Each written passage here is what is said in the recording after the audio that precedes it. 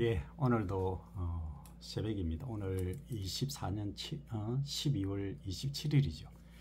새벽 3시 정도 됐는데요. 이제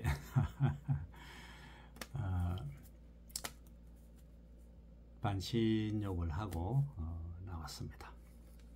이렇게 야밤에 반신욕하는 이유는 지난번에 말씀드렸죠. 체온을 이제 높이기 위한 건데요. 통상적으로 우리가 이제 어린 애들 보면은 체온이 38도 보통 유지가 되는데, 나이가 이제 30 이후부터 조금씩 떨어지기 시작해서 제 나이 좀 되면 한 60 정도 되면은 체온이 36.5도 되는 분은 좀 드물어요. 거의 36도, 35.5도 거의 그렇습니다. 어떻게 아느냐? 요즘 체온계 다 있습니다. 이렇게 딱 재보면 바로 나옵니다. 이 사투리를 많이 쓰는데 재보면, 측정해보면, 그죠? 예. 그래서 이제 왜 그럼 체온이 이렇게 떨어지느냐? 그럼 체온이 떨어지면 뭐 문제가 있느냐? 이렇게 질문들을 많이 하시는데, 지난번에도 말씀드리지만 우리 혈관은 이제 그 심장 자심방에서 자심실을 통해서 이렇게 거쳐서 나중에 이제 동맥으로 가고, 그 다음에 모세혈관을 가서 각 세포에서 이제 세포에게 양분과 산소를 공급하고 이제 돌아오죠. 정맥을 통해서 돌아와서 이제 우심방, 우심실로 이제 가죠. 그 다음에 이제 폐정맥으로, 동맥, 폐정맥으로 가서 순환이 되겠죠. 그 다음에 이렇게 이제 또 순환이 계속됩니다. 그게 이제 약 12만 킬로, 11만 5천 킬로, 지구에 2바퀴 반, 3바퀴 이런 이야기를 합니다. 그런데 이제 가만히 자세히 보시면 우리가 나이 들면은 이 주름살, 주름이 패인다 하지 않습니까? 그런데 어린 애들 보면 손도 마찬가지고 소위 탱글탱글 하지 않습니까? 주름이 없죠. 이제 그 주름이 없는 거는 결국은 세포라고 하는 것이 소위 팽압, 안에 이제 수분이 가득 차 있으면 소위 탱글탱글한 동실동실한데, 그게 이제 수분이 빠져나가면 우리 김치 배추절임 할 때 소금을 툭 쳐놓으면 어떻습니까? 이 배추가 쭈글쭈글해지고 숨이 죽는다 그렇게 얘기하죠. 그렇듯이 세포도 숨이 죽는다 이렇게 이제 말씀드릴 수 있습니다. 나이 들면 쭈글쭈글해지는 이유가 수분이 부족해서 그런 거죠. 그래서 어릴 때는, 이제 갓난아기 때는 전체 수분이 70-80%, 75, 80% 이 얘기 하다가 어린이 되면은 60%까지 떨어진다 이렇게 이야기를 합니다. 결국은 이제 각 세포가 팽압을 제대로 유지를 못한다, 수분이 부족하다. 그래서 매일 수분을 많이 마시라 하지만은 세포 속까지 이렇게 전달이 못 되죠. 못 되고 다 배설이 되기 때문에 우리가 소위 탱글탱글한 피부를 유지를 하지 못합니다. 이제 이게 어디까지 영향을 미치냐 하면은 결국 수분이 도달해야 세포 속에 이제 양분도 공급하고 산소도 공급하는데요. 이게 이제 제대로 되지 못하니까 결국은 양분도 부족해지고 수분도 부족해지는 그런 현상이 같이 나타나죠.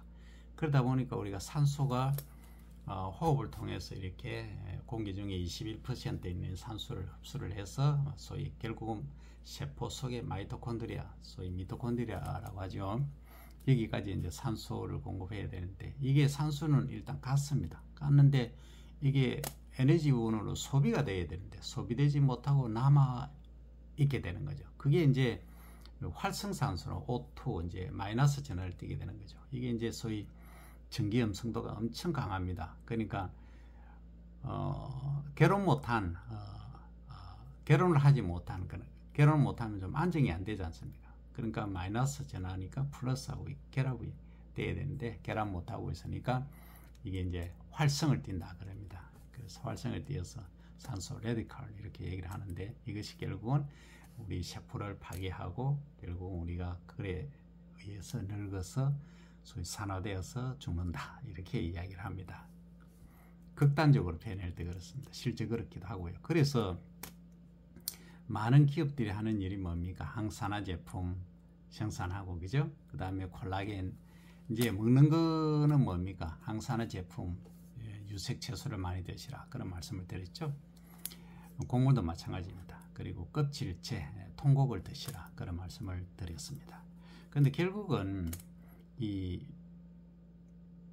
산소를 공급하는 것은 피를 통해서, 혈액을 통해서 하는데요. 그 혈액이 잘 안 가는 부분, 가장 이제 도달하기 어려운 부분이 어디입니까? 결국은 끝이죠. 손끝, 발끝. 그러니까 키가 크고 팔이 길고 다리가 기신 분들이 결국 좋은 게 아니죠. 그만큼 심장이 박동이 강해야 되고, 그 다음에 그걸 타고 가는 혈관, 동맥과 모세혈관들이 탄탄해야 되고, 신축성이 좋아야 되고, 그리고 피가 맑아야 된다는 거죠. 예, 그래서 깨끗하게 잘 통하니까. 그래서 나이 들어서 이제 좀 장신인 분들이 좀 힘든 이유가 거기 있습니다. 피를 완벽히 돌리기가 쉽지 않기 때문에 오히려 작은 사람들이 좀 건강한 이유가 거기 있습니다. 그렇죠. 근데 이제 근본적으로 관리만 잘 하시면 되는데요. 그래서 일반적으로 이제 반신욕이나 족욕을 하면은 상당히 좋습니다. 그리고 식품은 유색채소, 통곡을 드시면 효과가 좋고요. 우리가 생리적으로 한번 따져보겠습니다. 심장이 있고 오장육부, 육장육부라고 하죠. 육장육부가 있습니다. 그럼 결국은 암 얘기를 많이 하는데, 암에 많이 잘 걸리는 체질을 보시면은 다 뭡니까? 거의 어민입니다. 이게 몸이 찬 분이죠. 근데 몸이 찬 정도도 다 다릅니다. 속열이 많은데 바깥으로는 열이 드러나지 않는 경우가 있고요. 얼굴은 홍조를 띠는데 실제 냉한 분이 계세요. 그러니까 그건 자세히 보면은 이제 여름에 이런 경우가 있습니다. 겨울에, 여름이 아니고 겨울에 반팔 입고 사시는 분이 계세요. 이런 분들은 인삼, 홍삼, 홍삼은 괜찮다 해도 드시면 안 됩니다. 그렇지 않고 막 으실으실 춥다, 겨울만 되면 수족 냉증이다, 이런 분들은 인삼, 홍삼을 반드시는 좀 그렇고 드시는 것이 기력회복에 좋겠죠. 거기다 이제 대추를 곁들여서 드시면 더 이제 심신 안정이라든지 혈액순환에도 도움이 되겠죠. 혈액순환이 좋은 거는 결국 이제 저는 군뱅이를 하니까 군뱅이가 이제 동물성으로는 가장 좋고요. 그 다음에 이제 가시, 엉겅퀴, 흰민들레, 쑥 이런 애들이 많이 있습니다. 그 외에도 많이 있지만 제가 이제 예를 들 수 있는 부류들은 그런 것들이 쉽게 또 구할 수 있고 그러합니다. 그런 게 혈액순환, 그러니까 피 돌리는 게 가장 우선이다 하는 거죠. 그래서 혈관이 튼튼해야 되고 신축성이 좋아야 되고 그 다음에 피가 깨끗해야 되고, 이게 이제 핵심입니다. 자, 그러면 우리가 암을 이제 많이 얘기하는, 조금 전에 제가 어민들이 많이 걸리는데, 왜냐하면은 체온이 아까 아기들은 38도 이런데 어린이 되면 35.5도, 36도도 유지하기 힘들죠. 그러니까 결국은 피가 이제 못 도니까 못 도는 부분에 산소를 제대로 공급을 못 하는 거죠. 그러니까 그쪽 세포가 우리가 지금 이렇게 있지만 우리 몸 속에 지금 암세포들이 계속 만들어지고 또 없어지고 만들어지고 없어지고 하거든요. 근데 이제 체온이 낮아진다든지 그 다음에 이제 양분을 산소를 제대로 공급을 못 한다든지, 그러니까 결국은 피가 못 도니까 양분도 제대로 공급하지 못하고 체온도 떨어지는, 그게 어떤 병아리하고 닭이 먼저냐 병아리가 먼저냐 계란이 먼저냐죠. 그 이론하고 똑같습니다. 결국은 피가 못 돌기 때문에 암세포가 정식을 잘 하는 거죠. 그래서 이런 것들을 생각해 보시면 이제 다른 쪽을 한 번 더 말씀드리면, 이게 우리 심장암이란 게 없지 않습니까? 심장은 뭡니까? 뜨겁거든요. 뜨거우니까 여기는 암세포가 자랄 수가 없습니다. 그렇듯이 우리 몸을 뜨겁게 해줄 필요가 있다. 그래서 암 환자분들은 보시면 뜨겁게 해주는 것, 그리고 산소를 충분히 공급할 수 있게끔 해주는 거죠. 근데 우리가 가만히 보면요, 지금까지는 제가 말씀드린 거 다 이해를 하셨을 걸로 봅니다. 그러면 우리가 먹는 것 중에 과연 나쁜 게 뭐가 있느냐? 그리고 좋은 게 뭐가 있느냐. 그 불교에서 이제 보면은 불교는 항시 그렇습니다. 이것도 아니고 저것도 아니고 항시 중립이지 않습니까? 그렇지 않습니까? 근데 이제 법륜스님 말씀처럼 똥이 있다. 똥이 더럽죠. 그 계속 똥을 안 치우고 집안에 그냥 놔두면 어떻게 됩니까? 문제가 심각해지죠. 그죠? 병균이 득실을 해집니다.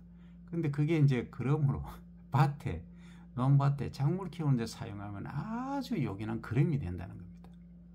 그렇듯이 어떤 용도에 어떻게 쓰느냐에 따라 다른다는 거죠. 자, 이제 이걸 우리가 자연에서 보면 우리가 돈 안 주고 그냥 아주 쉽게 구할 수 있는 것이 이 공기입니다. 그냥 숨만 쉬면 되니까. 우리 죽는 거는 뭡니까? 숨 안 쉬면 죽는 겁니다. 그래서 이 아주 그냥 돈 안 들이고 사용할 수 있는 이 무한한 자원, 이 공기, 산소죠. 우리 쪽에서 보면 이 산소를 돈을 안 들이고 사실 그냥 무한정으로 사용하고 있는데 오래 사시는 분들은 더 많이 사용하시죠. 그러면 사실 공기 사용료를 내셔야 됩니다. 그죠?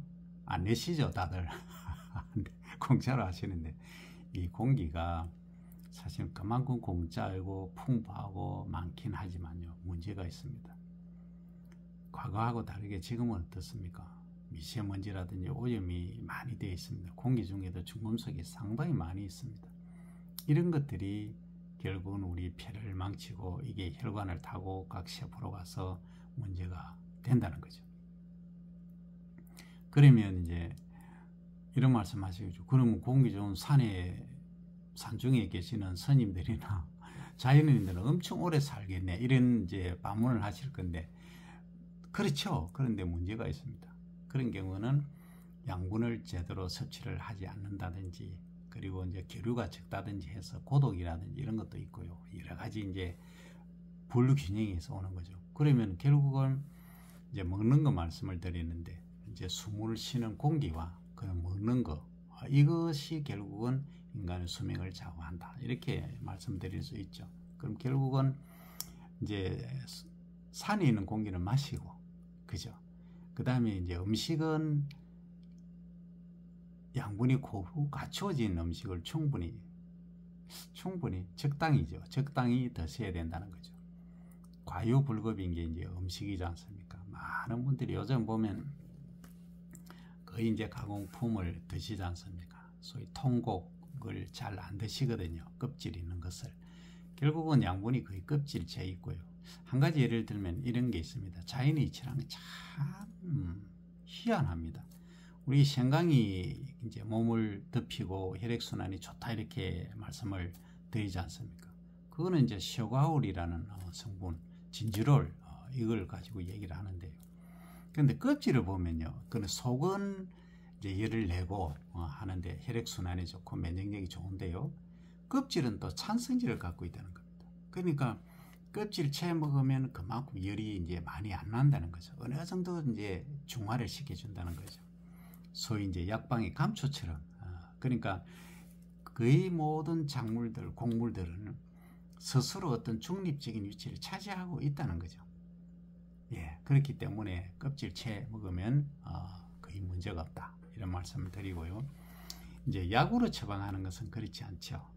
껍질이 우리가 이제 소고기 차고 냉하고 손발이 차고 이런 분들을 생강이라든지 이게 이제 강황이라든지 열을 많이 내는 거 있지 않습니까? 이런 애들을 뭐 고추도 마찬가지입니다. 캡사이신 이런 것들을 이제 먹으면 열이 나기 위해서 먹는데 이게 이제 열이 안 나는 거하고 같이 드시다 보면은 효과가 이제 덜해지죠. 그래서 이제 효과가 확 나게 하는 것을 우리가 약이다 이렇게 이야기를 하지 않습니까?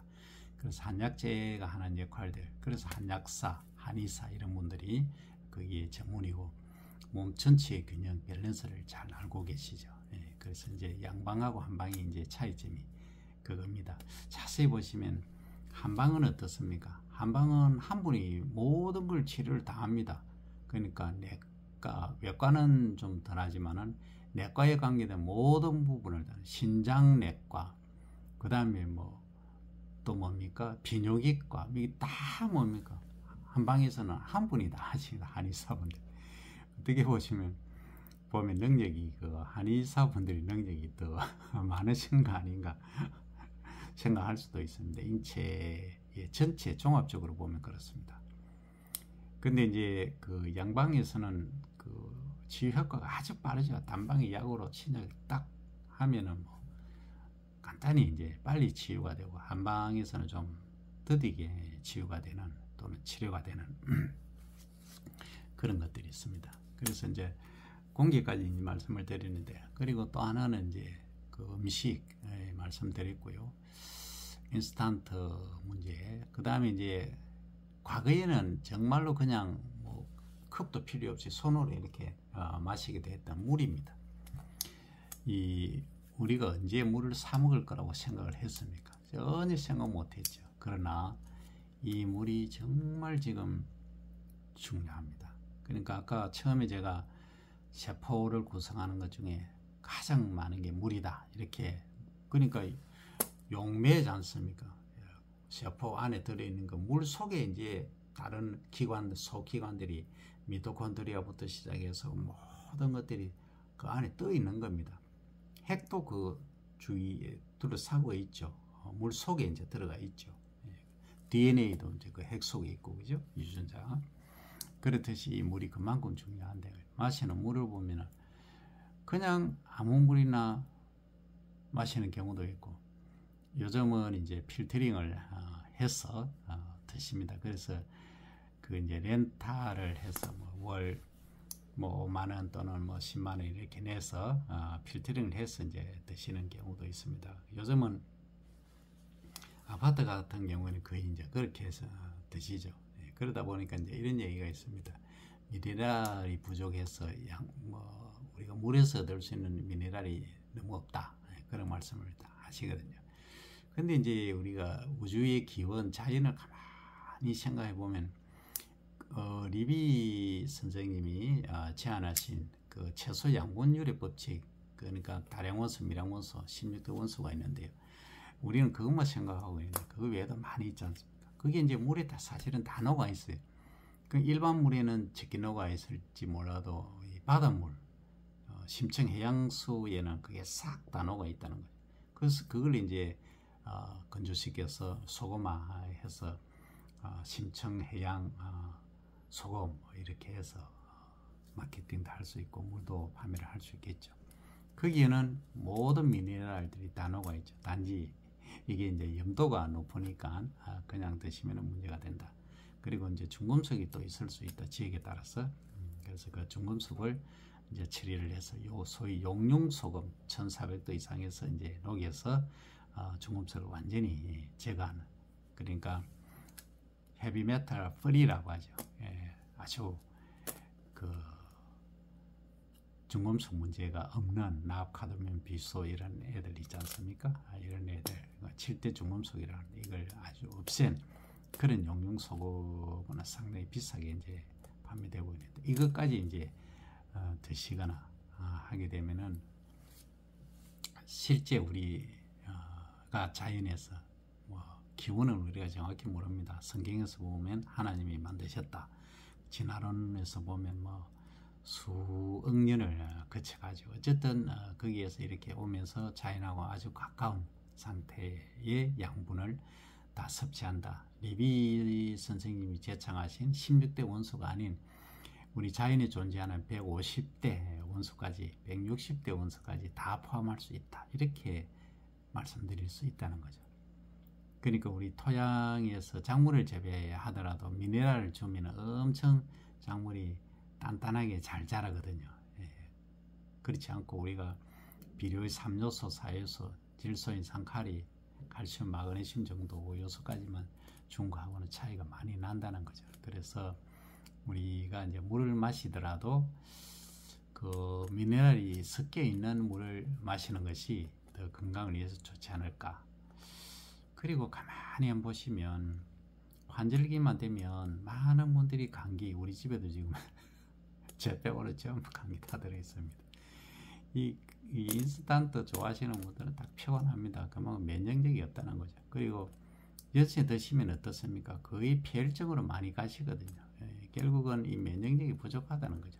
그러니까 통곡 안 드시고 색깔 있는 거 안 드시고 인스턴트만 좋아하시고 식생활 패턴이 고르지 않고 이렇게 하다 보면은 문제가 많다. 그래서 건강을 이제 신경 쓰는 분들은 소위 골골하거나 결결하시는 분들이 신경을 많이 쓰시고 건강하신 분들은 안 쓰시다가 한 방에 하시는 경우가 많죠. 그래서 항시 이제 그 세상에 자랑하지 말아야 될 게 주먹 자랑하지 말고 건강 자랑하지 말고 운전 자랑하지 말고 돈 자랑하지 마라 그런 얘기 있습니다. 또 자식 자랑하지 마라 그런 얘기도 있죠.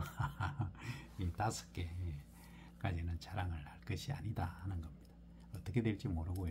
그리고 상대적으로 그걸 못 가진 분들은 열등감을 가질 수 있기 때문에 별로 좋지 않습니다. 어쨌든 이제 이건 세상을 살아가는 지혜고요. 그래서 우리가 자연에서 배울 수 있는 것이 그런 것들인데 결국은 우리 처음에 제가 말씀드린 대로 피를 잘 돌려야 된다. 그래서 피를 잘 돌리기 위해서는 이제 마시는 공기도 그 다음에 마시는 물도 먹는 음식도 모든 것이 원래 원시 상태여야 좋겠다 하는 거죠. 근데 이제 환경적으로 보면은 그 메인이 너무 심하거나 또는 그 우리가 실내에 들어갔을 때는 메이어는 그것도 메이어 일종의 메이어는 메이어이죠. 산소가 부족한 상태. 그래서 지하에 근무를 한다거나 생활하는 경우는 상당히 산소 부족 문제가 발생할 수 있다 하는 겁니다. 그죠? 그래서 우리가 생활 환경 개선이라는 말을 많이 쓰죠. 그래서 지하 생활은 그래서 제가 이제 주차장 같은 거 보면은요 아파트에 저희도 그렇지만 지하 주차장을 많이 쓰는데 공기가 깨끗하지가 않거든요.